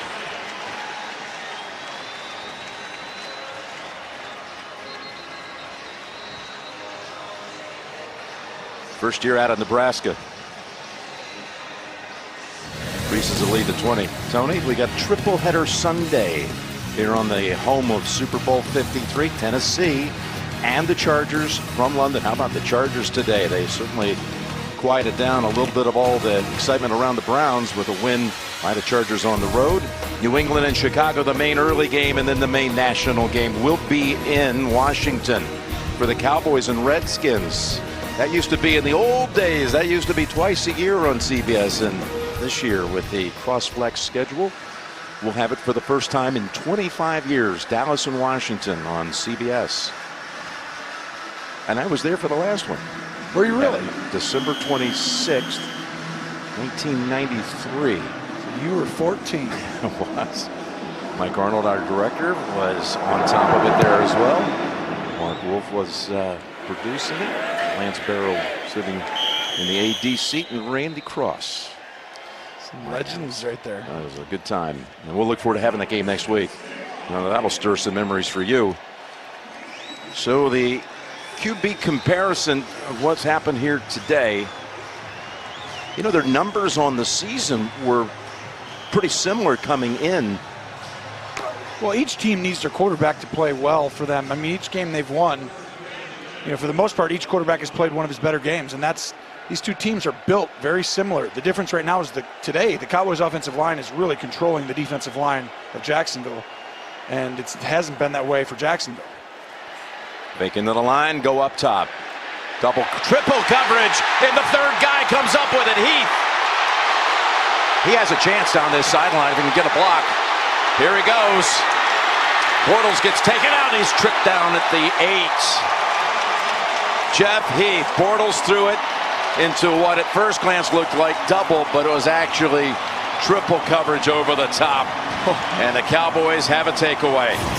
It's just a poor decision. I mean, you're going to have 4 defenders for the Cowboys on that side of the field, and I'm telling you, this is what Dallas practices. Everyone, as soon as there's an interception in practice or anything, everybody has to turn and scramble and find a guy. And that's why they get a big return, almost like the old Bear teams when Marinelli was there. They would score all the time in these interceptions. And you see these blocking down the sideline and Bortles trying to just let go. Randy Gregory's already knocked him down a few times today. Now he gets a chance to make contact with him on a block. 1st and goal. That formation again. Elliott and Ngakoue. By the way, he's made some plays, hasn't he? He's had 2 sacks in this quarter, plus now that tackle behind the line of scrimmage. Well, that interception is just you can't make decision on Blake, and obviously last week played one of his worst games. But look at that, his 5th interception in his last 66 pass attempts. I mean, you're not giving your team a chance, really. With that. Now, today, it wasn't his fault. That last one was just too aggressive. The rest of the game wasn't on him. But now it's, now you're just too far behind, I feel like. I mean, this is, for Dallas, just run your offense, take time off the clock the rest of the game. So. Goal. 1-on-1, looking to the end zone. And that was in the area of Hearns. They'd like to give him a chance to put up a touchdown against his old team. Coverage by Ramsey. That giveaway is the 13th of the season by Jacksonville, and in the takeaway giveaway category they're now -8. They were number 31st coming in. San Francisco was worse. Yeah, but last year, I mean, that was their strength. That was. They were like the best. Yeah, and now all of a sudden they're completely different, and that's got to be killing Doug Marrone.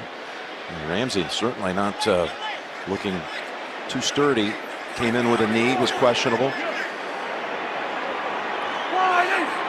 Someone with the guard on that side. 3rd and goal.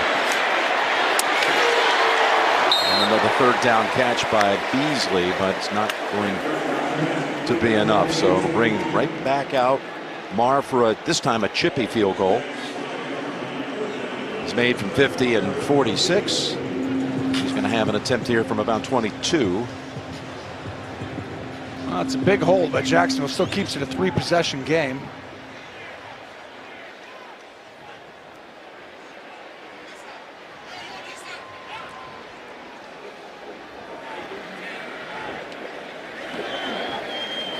So the Cowboys from 22 out, add 3 more. It's like a bad UFC fight. They're just completely dominated, which is, you'll see why I was about to segue here in a minute. I feel like you teased us. Yes, I or something. I haven't was heard trying to. I wasn't expecting a flag. Yeah, you had this all mapped out. I had it all scripted and ready to go. Everything we're saying makes no sense to anybody right now. But it's what was he talking about? Going to come together beautifully here in a second if they could just call this flag really quickly.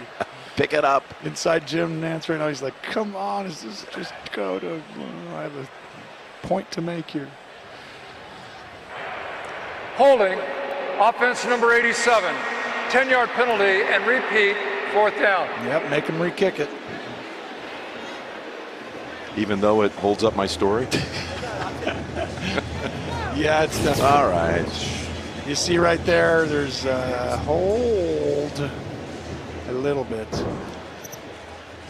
Can't hold hands Yeah, that's in the it. NFL. Yeah, it's just getting goofy over here this morning. All right, let's do this again. Go ahead and make this great. Kick and the segue, like Now, come right back. No. What you this two? is You it. know what's coming. You know there's going to be a commercial or something right after this, too.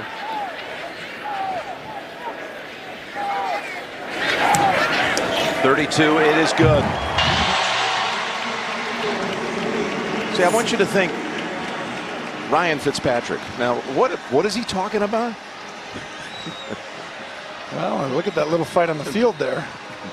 Oh, I see. You're into it now. It's a little chippy out there in that field, Jim. Yeah, it sure is. Teeing you up. Go I with don't it. want to see you jump out of the broadcast booth. Yeah, no, it wasn't Ryan Fitzpatrick. It was Conor McGregor. Look at Jerry Jones in the middle of it.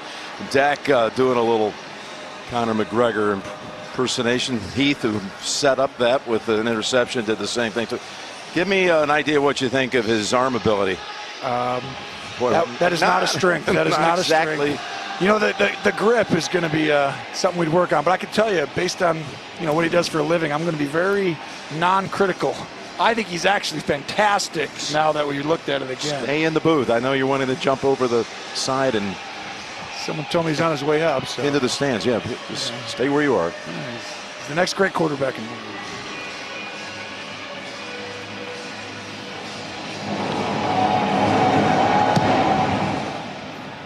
Were they fired up to see him, though? The way they're playing, I think they'll be bringing him back. I tell you, let's just promo this, Jim. Go ahead. Go ahead. Tonight on CBS? Tonight on CBS, you see why critics are calling the new drama God Friended Me. Heartwarming and a truly original story. God Friended Me tonight after 60 minutes, only on CBS. And that's, folks, why he is Tony Promo. Right here. All right, back to football. 30-7, still in the third. If you have a chance, and we're not saying you do yet, Jacksonville, but we need something to go your way here on this drive, and quickly. To Cole, and that ball comes out, and he's out when he recovers it, I believe. Oh, they say he was able to scoop it up in bounds. I'm not sure about that. It was Lewis. Jalen Smith forced the fumble. If, in fact, it's ruled a catch after it's viewed on replay, as all turnovers are, of course, reviewed. That's definitely a football move and a catch. I think they're going to call that a catch, and now this is the key one right here. Does he get possession? Oh. He shouldn't have stretched out the left arm. Yeah, that's not good for us to make a call right there. Let's see this right here. Real time, boom.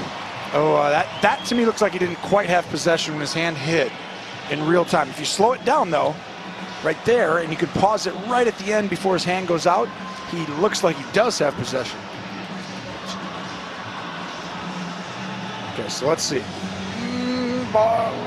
See the possession See, looks when like he turns it up and into his body to secure it. Is that the first time you call it officially has control? I don't think or he is has that control possession right there. The ball's moving in his hand there. I think the possession happens right after that. Why don't we bring Gene Steratore in from our studios in New York watching? Gene, what do you think? I might have to take the other point of view on this one, guys. I think the first one is a fumble. I think it's a football move. But I think he actually possesses this football and puts it to bed before that that left hand hits the white. I agree, I'm going to go Gene. with the fumble and a clear recovery. Well, are you doing that because Dallas is snapping the football? I know you are. Here's Elliott. Elliott into the secondary and rumbles down to the 10-yard line. I appreciate it, Gene. I tell you, that's Dallas right now. They just broke Jacksonville's will. That turnover just ended their hopes, I think. Right here, just up the field, and Zeke showing that power finish. Extra 4 yards at the end. That rare gift. That was a 21-yard carry, his longest rush of the day. He's up to 76 now on 18 totes. Take your time. No snapping any of these before 5 seconds on any of these play clocks. Got to snap him before 0, though. Too late now. Delay game. Offense. 5-yard penalty. Remains. First down. By the way, the Cole fumble was the first snap for Jacksonville since the interception by Heath. So as they did last week, they have 2 giveaways in back-to-back plays, if you will. A lot of it stems from the feeling of trying to come back. I mean, everyone's trying to make a play when you're trailing by a lot. You know, when you're in the game, you're just, you know. All right, 1 quarter to go. And the Cowboys have a 30-7 advantage.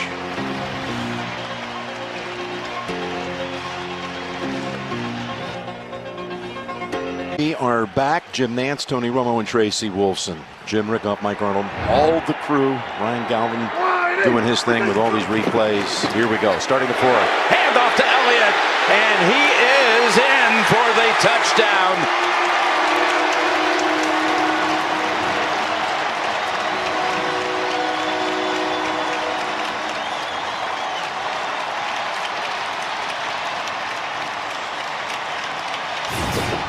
Here he is, Zeke, getting fed right here. It's his time of the game to close it out, and you ain't making that tackle.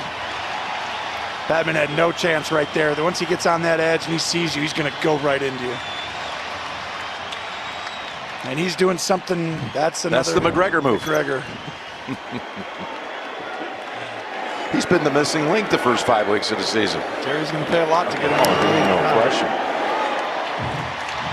Look forward to meeting him up in Washington next week before the game. That's right, we're doing that thing. 25th career rush touchdown. 25th in 31 games. Fewest games to reach 25 rush touchdowns in team history. Well, there's a lot of great running backs in this history, too. Throw in Dorsett. I mean, you got to, wow, look at this. I mean, the hole's huge. And Zeke's ability to finish, it's well documented. And Dak just knows how important this game was for his team, their psyche, emotion. I mean, where the NFC East is, they're fine. They're going to be in the thick of this. I mean, the real issue is they're home and away. I mean, they look like a different team at home than they do away. They're going to be 3-0 at home, 0-3 on the road. They're just so much more efficient and aggressive. And you talk about that division, Tony. Of course, Thursday night, the Eagles beat the Giants. The Skins won today over Carolina to go to 3-2 on the year. Cowboys on their way to 3-3. Chark is the returner, fields it for the touchback. Early headlines. Take note of some of this. Yeah, the Steelers get the game-winning touchdown, add a 2-point conversion to beat Cincinnati by 7. Brock Osweiler, career high 380 today, leading the Dolphins as Tannehill was inactive. And Melvin Gordon and the Chargers dominated the Browns. Gordon had 3 touchdowns in that game.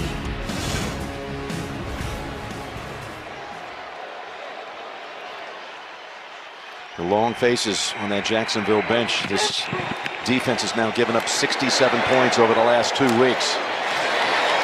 Complete to O'Shaughnessy. Paul, who had a bunch of catches last week, never returned after that injury on the second series of the game. How about Connor at Pittsburgh? What are they going to do here if they do see Bell come back after the bye? 111, 2 touchdowns. He runs so hard. Osweiler again, 380. Thielen had a big game for the Vikings in their victory. Cole has a first down catch. Well, I think Connor's shown you he can handle the workload. And really, the offensive line there has been pretty good for a few years. So as good as Bell is, he also looks really, really good with the good offensive line. And he'd still be good without one, but wouldn't be Bell that we're used to seeing. So you know, if I'm that organization, it's a tough call, but I think you're sticking with Connor just financial reasons. I think Dallas will be sticking with the Connor of their own. As Yeldon has 9, McGregor. You got me on that one. I saw it. Who's Connor?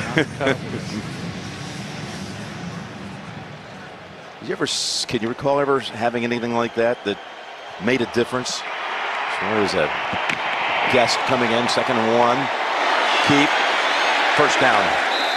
Inspiring your team? No, I don't think anyone really comes in and controls what happens in the football game. I do think that throughout the offseason, when things are a little more mundane, or during camp when you bring people in, spices it up and gets people's, mindset to get, sometimes it's just a way to get you back motivated a little bit. And some of these big guys, their bodies, it's just real hard day to day in camp. And things like that mentally get you through it and allow you to push a little further. And you see a guy like that who pushes himself, you're like, okay, I'm going to do that. That's another week or 2 days, whatever it is. That's the middle. That's a catch by the newly signed David Greenwich. Just brought it in this week.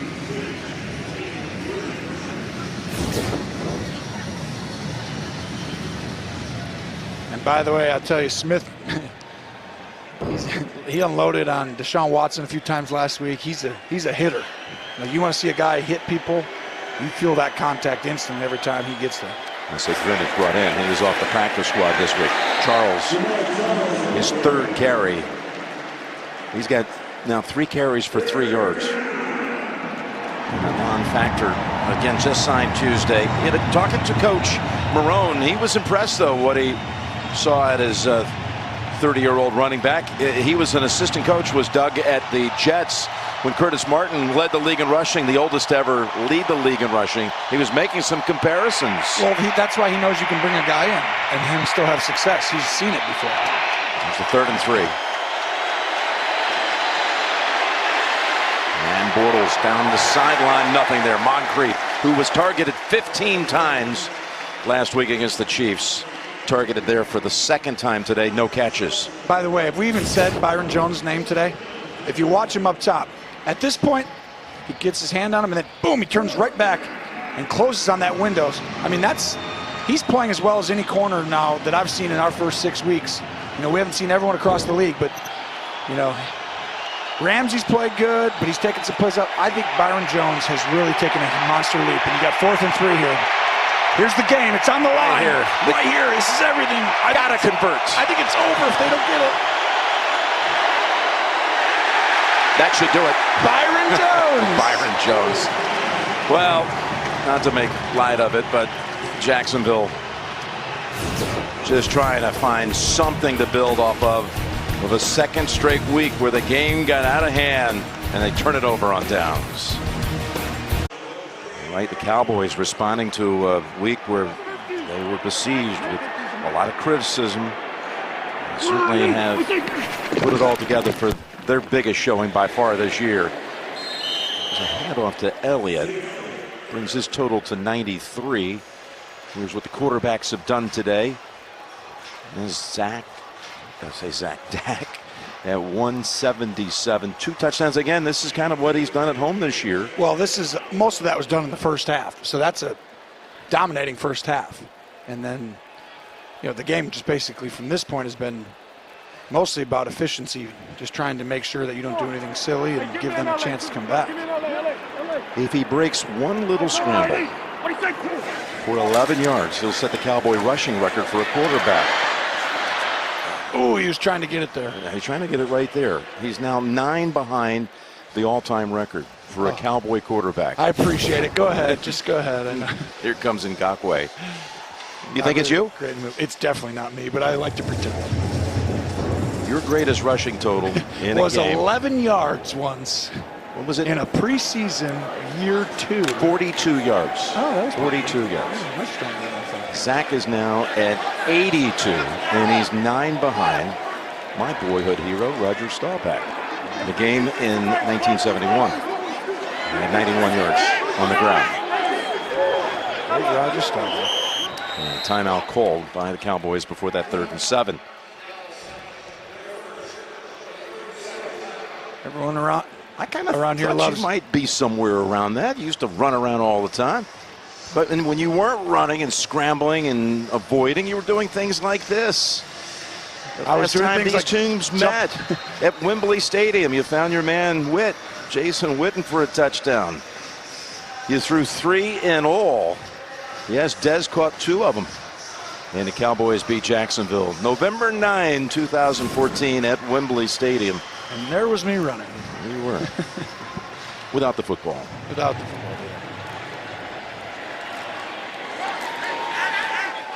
Third down here. This is, once again, about no interceptions. This is one of those, you're going to look up top. You got Beasley one-on-one against Ramsey. I don't know that I would 100%. I would have been emotionally having to do a little deep dive. Jump pass. It's Beasley. Look at him break free. Still a little bit short. He tried, didn't he? He's a half-yard short, 4th and a foot. And Jason is looking right down the line. This is nowhere near the situation of last week. Not quite. I think you just punt this and make them have to go the long way. Offense is still out there. Well, sometimes you feel the pressure all week, and you're like, fine, we're going to go for it every time. Put that story to bed, right? This is I'm not really sure it matters if you go for it or don't, but I think at this point, everything's just about running the play clock down. Trying to draw them off. Yeah, try and draw them off sides. Pretend like you're going to, move, shuffle. They might actually just hand this off. But they're going for it with who else? Zeke takes a whole pile of bodies with him. The crowd is very pleased with that, and on they go, running down the clock.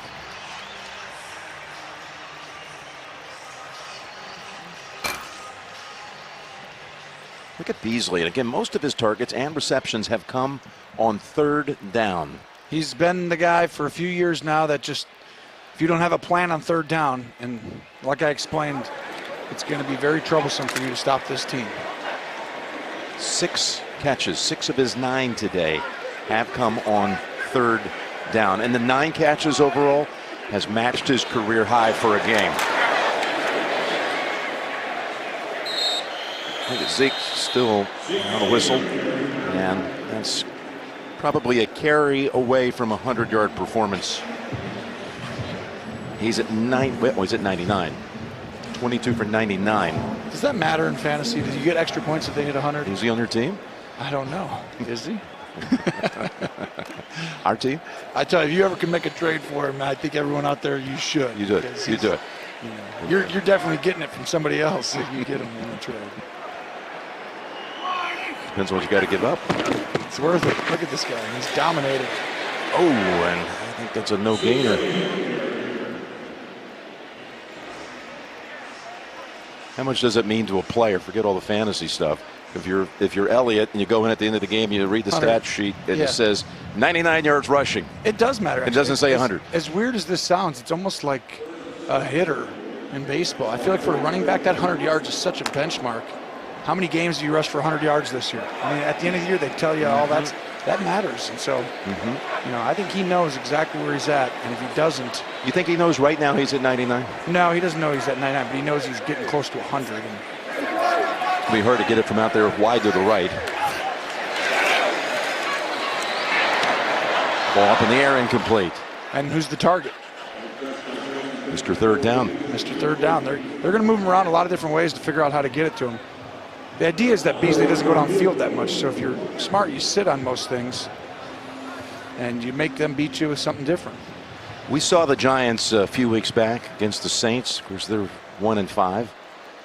We haven't seen in person Philadelphia nor the Redskins. But now that you've seen Dallas, what do you think of the NFC East? Look at this. They're going to go 55 yards with Marr. 55. First-year kicker has kicked one from 50 already today, and give that youngster a new high benchmark to put him to 40.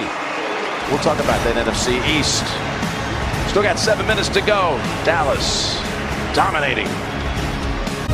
The NFL on CBS is sponsored by AT&T. More for your thing. That's our thing. Corona Extra. Find your beach. And by Walt Disney World Resort.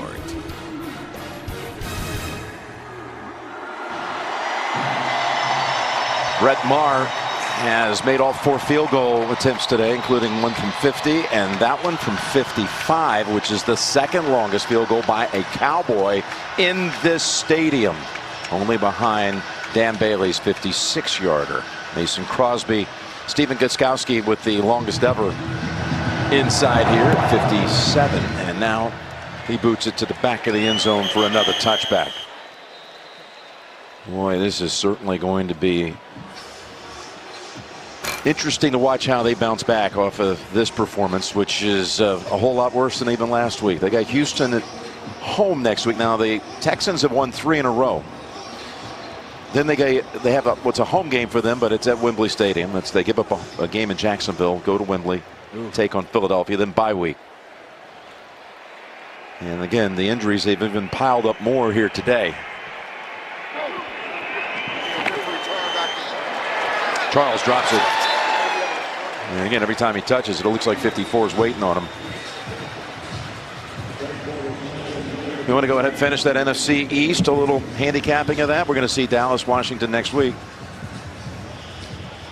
Well, I think right now you got to still think Philadelphia is the team that, you know, has the same team. They just need to keep playing better. Wentz is getting healthy. They're going to be in the mix to the end. It's really Dallas and the Redskins. I think the Giants are done. To O'Shaughnessy. Okay, let's see the NFC East. If somebody has any records. There we go. Our intrepid producer has decided to wait before he gives the Cowboys the win. Yes, he's not getting 3-3, huh? Not yet. I'm willing to go out on a limb and say we're going to pull this one out. Conservative approach here by the producer. Give you guys at home a little idea how we live on the road. Very conservative. Under the guidance of Jim Rickoff. Not going to give him the win yet. Bortles scrambles for a first. Let me know, Jim, when you think you want to go ahead and give it to him. Oh, we've seen a lot of games. This is big, though. I can tell you right now, the fact that Dallas can feel this comfortable against a quality team. Jacksonville's still quality. We don't know if they're Jacksonville from last year yet. They're not showing that. But they are a quality team. And to come out and just 40-7, I mean, nobody saw this effort coming, even though they do play a lot better at home. Cowboys have a sack. I tell you, Dallas hasn't been out of a game yet this year. Even in the Carolina one early in the year when it was, what, 16-8? I mean, they were still in it because this defense is just, they're there every week, and they're showing up. Yeah, you want them to be a little better in this area, a little better there. They're outstanding. They play hard. They're physical. They got depth. And Chris Richard has done a great job putting them in position to know their detail and to do it soundly. Charles. He's got about 5 with that one. We have an update from the truck. The NFC East standings, folks. An update. Cowboys at 3-3. Oh. You know, that's classic peer pressure right there. That is. Really. That's all that is. He felt it. He wanted to wait till the 5-minute mark. Yep. You never know. 33 points, 5 minutes. Well, that Washington-Dallas game next week now becomes. Ooh. I mean, you're more than 2 back. If they win and they go 4-2, I mean, you're 3-4. You're 2 back in the loss column, and they have the win against you. Bortles down the field. Pass too high. Pass too high as Cole looked to be open. Not too many guys open today, are there? It's going to be a good game, though, next week with both teams coming off of wins.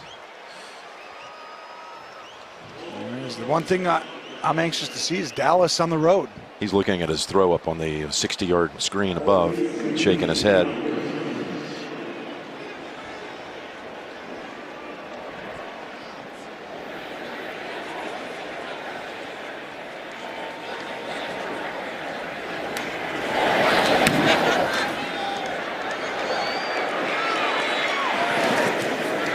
Beasley lets it go into the end zone. Wise choice.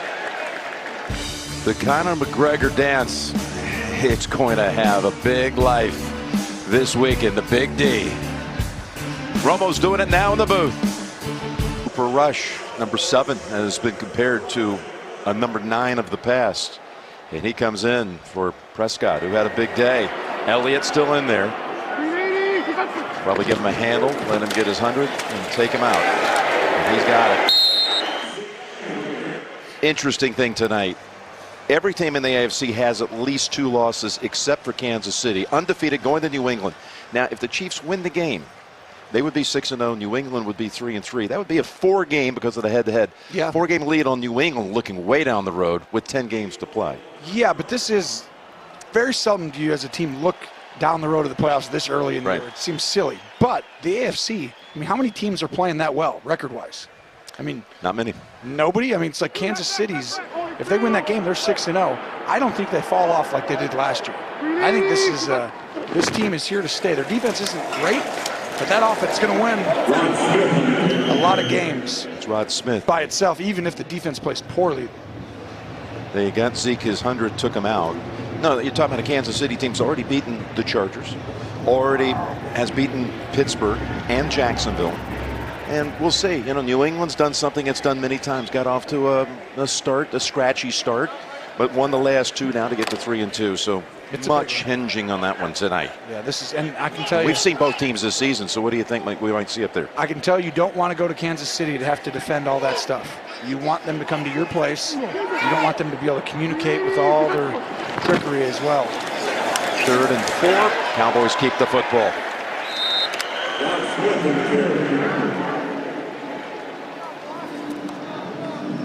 Just a little recap of a fine day by the Cowboy quarterback. He ran for a touchdown, 11 carries, 82 yards. He threw 2 touchdowns to Beasley, again, who had not caught a touchdown since the first Sunday of November last year. But a couple today for Cole, who matched his career high with 9 catches, 101 yards as well. Yeah, just played flawless in that first half. And decision-making, accuracy, I mean, just his best game in a long time. And they needed it. The ability to continue doing that going forward is going to be big. They just need to stay committed to being aggressive, new stuff, just keep building off. I want to see them build off the packages they showed today, not just go back. Build off of what you did and keep being exotic, keep building those packages. 2-minute warning. The NFL on CBS is sponsored by Hyundai, official sponsor of the NFL. And by Bud Light, enjoyed by giant blue fictional knights everywhere. Again tonight, 60 Minutes, President Trump sits down with Leslie Stahl for an important conversation about accomplishments and controversy. That's coming up next on 60 Minutes. Rush hands it off to Smith, and Telvin Smith brings it out. What are you hearing about Cooper Rush around these parts? He did a great job in the preseason last year. This year, not quite as, not a coming out party like he had last year, but did enough to unseat really the quarterback's coach for the Dallas Cowboys, who was the backup at the time. And I was wondering if that was a little uncomfortable. To be Kellen Moore. He's like, I'm going to actually take the backup job, but you're going to go be my quarterback coach next year. They had enough Boise State guys on the roster. Somebody had to go, right? That's true. They do. They had 4, I think, defenders. They got 4 defenders. Who knew that was the secret to being a dominant defense? No kidding. Just get everybody from Boise. Cooper Rush, undrafted out of Central Michigan a year ago. And a minute to go. One of these days, we're going to get a close game. I mean, it's been a phenomenal year for the league with all these overtime games. We've had 1 of our 6 so far under 10 points. And that was the first week, Patriots over the Texans, and what really wasn't that close of a game most of the way. Yeah, the Cowboys are going to start at home for 3-0 for the first time since '99. So the first time in this building, the Cowboys have won their first 3 games to open up a season at home in this stadium. And every time they've had a home game, it's been, feels like they have to win these games. It's just, as you see Kellen Moore, quarterback coach, who wanted to be out there for that drive right there, I'm sure.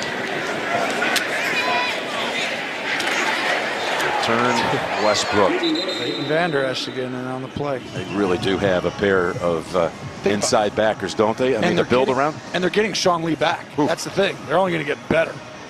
I mean, he's another class up from those 2 as well. That's the crazy part. Cowboys' upcoming schedule again at Washington. national doubleheader game next week. And that'll lead them into their bye. Cowboys trying to get that first road win of the season. Be back here to take on Tennessee once November kicks. Cowboys today, by the way, 206 yards rushing. Charles.